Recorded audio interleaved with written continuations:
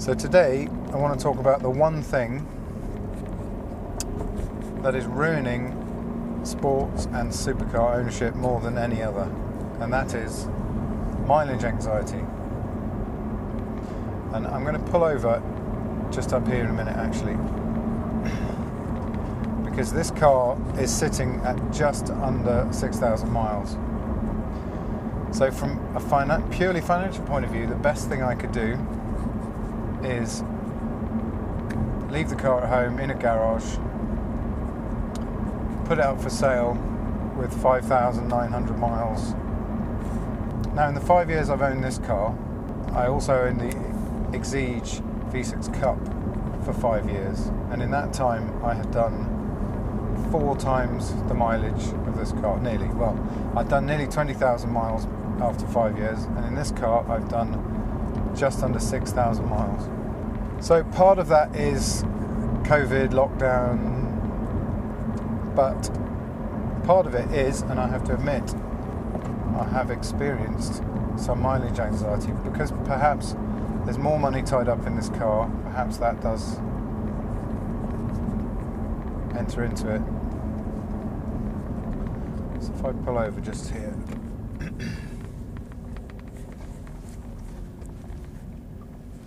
It's a beautiful day to go out for a drive. I haven't driven this car for a while. I haven't driven this car as much as I would have liked to have for various reasons. So as I said, from a purely financial point of view, the best thing I could do is to take it back, trailer it up to a dealer and put it up for sale. Financially, it would make more sense for me to sell one of my Lotus cars. So that has been going through my mind. I am struggling to know which car to sell. Again, financially, I would probably be better off selling this one. But I'm sitting here right now at 5,987 miles. I'm taking it out today because the car hasn't been used for a while and it needs to go out for a run. But this mileage anxiety thing, I do think the influencers haven't helped because they're very financially driven and they look at cars very much from a more financial point of view, as in get in quick, know when to get out, flog the car, trying to make some overs if you get the right car. So I think because they're very much more financially motivated rather than pure driving enthusiasts, I think they're more into flipping cars and thinking about how to make a quick buck here and there. Fair play to them, but they have exacerbated this mileage anxiety that we have. Now, when I was younger and first got into faster cars, I mean, we would drive them everywhere. All cars depreciated, and I think this is the problem. All cars depreciated, so there was nothing to be gained from not driving your car, not enjoying it, because you were paying for it anyway. So you may as well get some miles, get some memories. But now, because some cars appreciate, because of the fixing that's been going on in the market with Porsche GT, Ferrari, and also Lamborghini to some extent, is fueled by hype, which is fueled by car journalists and influencers who are being paid to do so. So it's not, I don't think it's a realistic situation. Where I'm coming from, I still would love to return to the days when, in my opinion, anything under 50,000 miles is low mileage. That's what I consider a low mileage car, anything under 50,000 miles. For me, it's a total insanity to spend £250,000 plus on a new Ferrari and feel the urge to sell it after 1,200 miles. That owner has not got the best out of that car. The best of this car was not at 1,200 miles. It's better now, it's pulling stronger, the car is driving better now at 6,000 miles than it did at 1,200 miles. So I think these people are not experiencing the best of their car. But yes, okay, financially they're doing better out of it because they're on a constant churn of getting a desirable car early. If you're playing the game, forget running in, thrash it, the daylights out of it for 1,000 miles and then flog it at a low mileage. And so they get on the conveyor belt because they've got their name down for the next one, then the next one. It's all crackers. It's all about money. It's not about driving, really. And unfortunately, that has corrupted and influenced everyone, really. So for those of us who put far too much of their personal money into cars than they should, because they're passionate enthusiasts, we have less money to waste. We now have mileage anxiety that we didn't have before. So now there's this insanity where anything under 5,000 miles is considered ultra low mileage. Anything under 10,000 miles is considered very low mileage. The reality is the value of this car probably won't change between now and 10,000 miles, but it's such an arbitrary number. Presumably in Europe, they get very funny. They start getting twitchy at 10,000 kilometres. It's a totally arbitrary number, this whole thing. I think we would all enjoy owning cars like this more if we could just relax a bit more about mileage and return to this notion that anything under 50,000 miles is low mileage, because it is. Particularly for an older car, it really is. So anyway, I have to confess I have felt a degree of this creeping in, even though I don't agree with any of it. I felt a degree of this creeping in. So I'm thinking about, if I was to sell the car, maybe I should keep it under 6,000 miles and so on. But really, it doesn't do the car any good to sit around. And that's another thing that the flippers don't care about. They don't actually care about the car, and that's where people like me and you watching, we actually care about the cars and the driving experience, and as such we're not as interested in playing the game, but I just feel it's more about money than driving nowadays. So in the spirit of what I believe in, I'm in, for me, one of probably the best driver's car I'll ever own. I think there's only one thing to do, and that is to fire it up, wave two fingers to the mileage, take it over 6,000 miles on purpose, and then I can relax a bit more and enjoy it.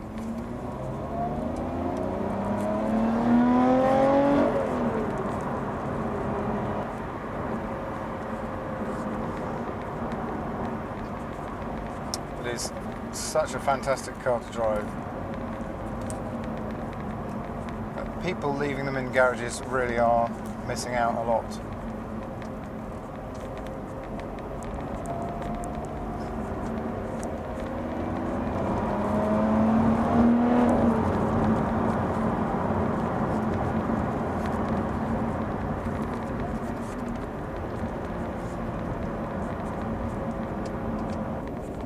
This is a fantastically complete sports car.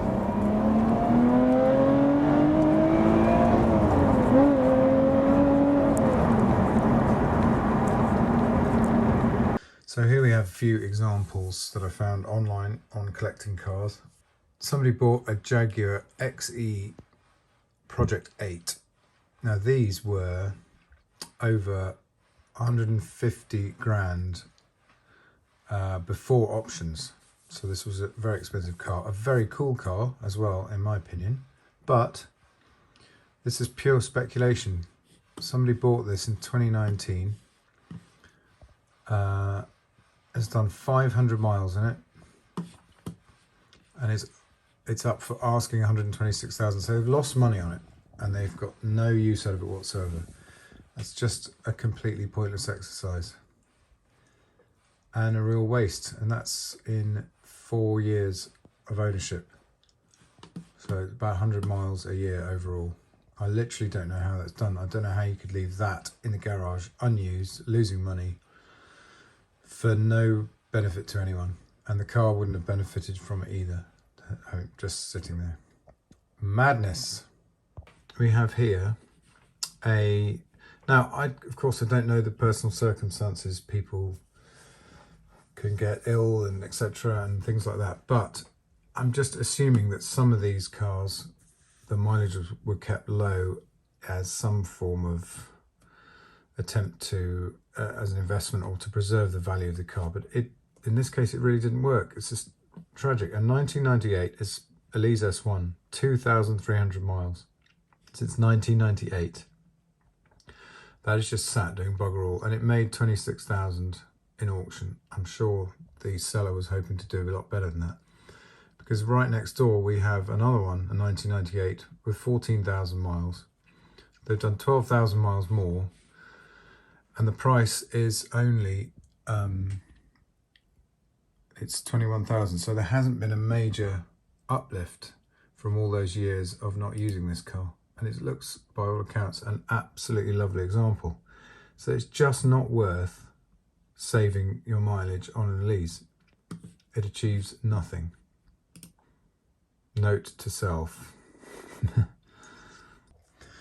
So here's another example of another very cool car that has sat around for 5 years and has done 466 miles. I do not know how that's possible, and it's an astonishing waste. What did this person think they were going to do? Now, the winning bid was 175,000, so that is an increase over the list price. These started at about 145,000.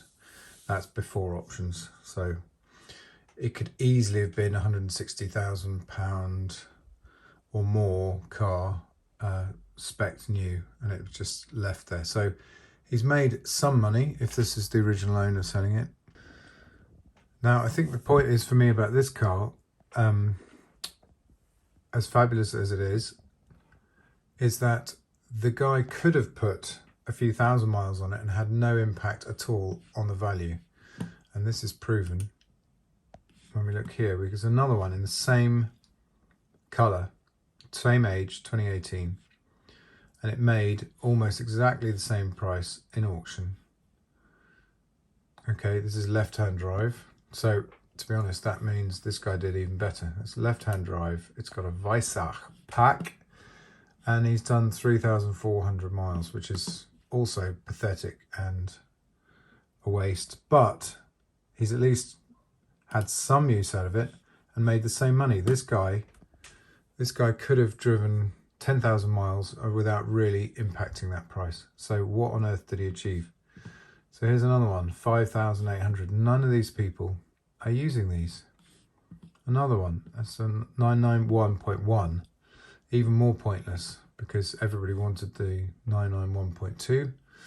So the 991.1, 158,800 miles. So there's a lot of speculators getting into Porsche GT products, which is what is distorting the market and causing a lot of this problem. And it's a real shame. This guy here, 150,000, 2,300 miles. What did he achieve? It's only going to lose money from the 150,000, unless the guy doesn't use it at all and hopes that one day it will be worth more just because of the mileage. But what an absolute waste of time that is. We've got a really nice yellow 991.1 GT3 RS. Fantastic car, but because everyone else is at under 5,000 miles for no reason whatsoever, for no good reason whatsoever, this guy's car is considered leggy at 19,000 miles, which from 2016 is not a lot of mileage. This is a lightly used car. Yet because of this, and I'm sure he was absolutely terrified to go over 20,000 miles, the value is 135. So because of this, somebody who uses their car pays a high price.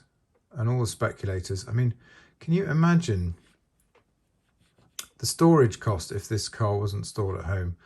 The servicing, the costs, the maintenance costs of doing this for 2,000 miles to achieve nothing. I mean, what is everyone playing at? That we've got this problem where anything under 5,000 miles is properly low mileage. So, and I've found myself being influenced by this as well, you know, with my car, because my Evora was the most I've ever spent on a car. So in the back of my mind, it is about preserving the value. And because of this madness and this nonsense, I was thinking I should keep it under 6,000 miles for no reason whatsoever. Why pick that number? And I would suggest that this car here, 20,000 miles, is probably in better condition than some of these ridiculously low mileage ones. Now, as it happens, the 458 Italia and Mercedes SLS share the same Getrag 7-speed dual clutch gearbox. However, sadly I haven't driven either, but I am reliably informed that the shift speed and feel is very different between the two cars. The Ferrari shifts much more quickly and aggressively. And the reason is simply down to the fact that Ferrari knew its owners weren't going to put big mileages on, whereas Mercedes couldn't release a car that would need a gearbox rebuild, before 100,000 miles or whatever their target was. But they had a much higher target for durability than Ferrari, because Ferrari knew its owners wouldn't be putting miles on it. And funnily enough, the highest mileage 458 Italia on sale is 42,000 miles, so well under 50,000 miles. So I'm guessing, looking at the drop off in value, now the asking prices here on piston heads are all over the place. There's a car here with 8,000 miles asking nearly 200 grand, and two with half the mileage asking between 150 and 165,000 pounds. So, but there's a huge drop between this car and this one. So most of the cars around the 30,000 mile mark. So it's showing some tolerance of usage in 10 or so years. But 42,000 mile guy is having to drop the price way down. I don't know anything about the story of that particular car. But let's see what Merc SLSs go for. Surprisingly to me, the prices are actually asking more than a 458 Italia. I know which one I'd rather have. So let's see what the highest mileage. No, okay, so Mercedes probably, by the look of this, Mercedes over-engineered their gearbox unnecessarily, thinking that their owners would put a lot of miles on, but that wasn't the case. Over the similar time period, more 458 Italias have been used. 195 for 24,000 miles, 182 for 25,000 miles. At least the values aren't decimated by putting miles on. Yes, they are worth a bit more, with very low mileage, but clearly there's not much benefit to be had in not using your Mercedes SLS. So here's an interesting case of an Evo 6 Tommy Mäkinen, which made a huge amount of money, 140,000 for an Evo, with 10,354 miles. So this is the interesting bit for me. If we look at the service history, it just stops in 2006. So the car does look amazing. However, the most recent thing, so it's had nothing since 2006. So a full recommissioning service, including all belts, new water pump, oil and filter, and 4 new tyres. Now, I think a car that has sat that long will need a lot more than that, personally, but the buyers on collecting cars thought otherwise. They fought over this one in a frenzy. I'm not convinced personally that's the car I'd go for, certainly not at that price. Now, it looks like this was the best idea ever, putting the car in storage. Look how much money the guys made.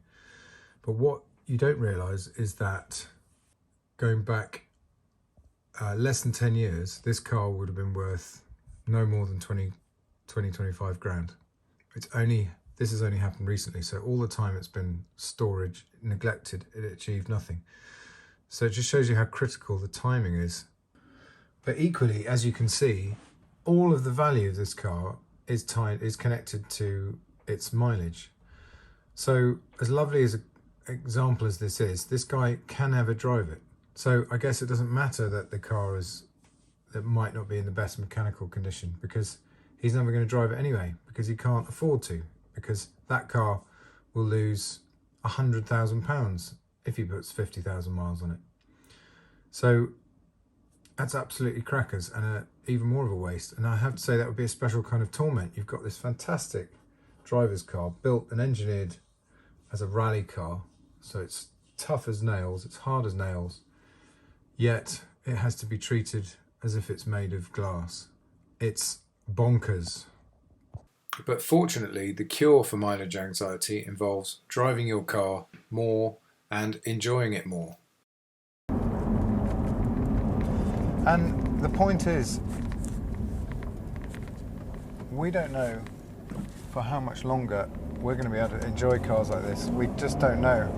What on earth now, more than ever, is the point of leaving them stuffed up in a garage, gathering dust, saving the mileage for the next owner? If it's just about money, there must be much better investments, much better places to put money than into fast cars. But we just don't know how much longer we're going to be able to enjoy this for. Now, either cars like this will become worth a lot more, or they'll become worth a lot less.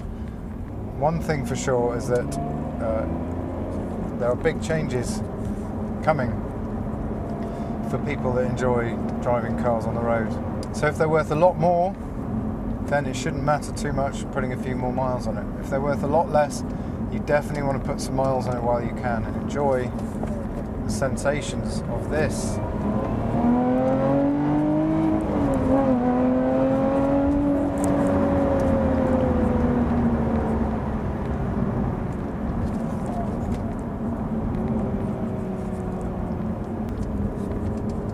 Just incredibly responsive car like this.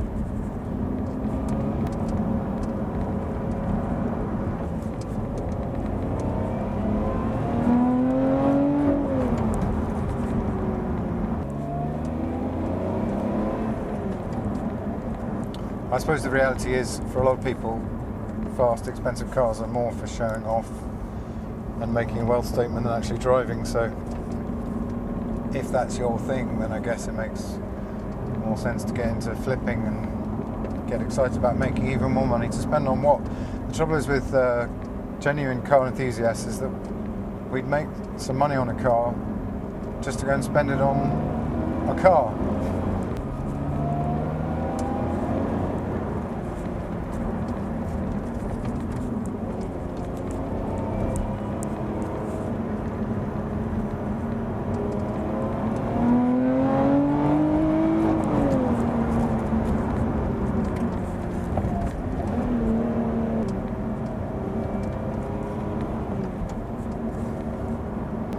So here we go, 59.99, and I'm going to go past 6 so that I can just relax a bit more and enjoy the car. Between 6 and 7, what's the difference? None. Well, yeah, actually there's a big difference. One is 1,000 miles of enjoying an incredible car. That's the difference.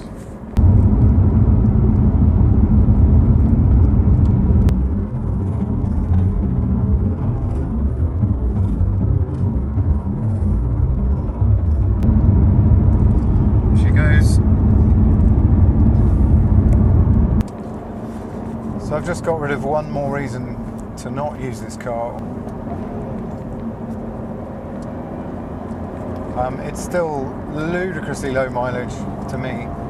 This is far lower mileage than I would have liked. I would have liked to have driven this car a lot more.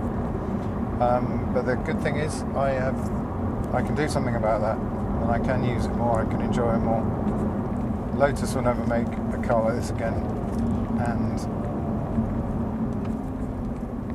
I know the complete history of this car. I've owned it since new, and I can't replicate that at all. So if I was to sell it and then regret it,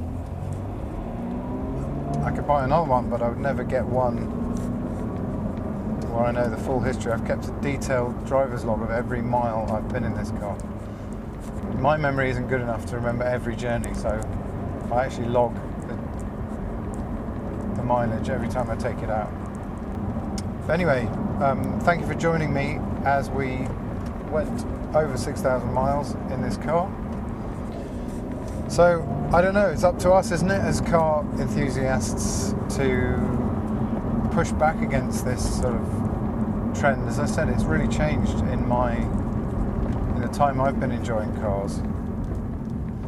It's I've really noticed. As I said, we used all cars depreciated, so there was nothing to be gained by leaving them in sheds. Everybody drove their cars a lot more. We all had higher mileages. All of the cars I had previous to this, I put on 20,000 plus miles before I sold it. So I do intend to use this car more, enjoy it more, and it will benefit the car. So anyway, thank you as always for watching. Some more videos coming along very soon.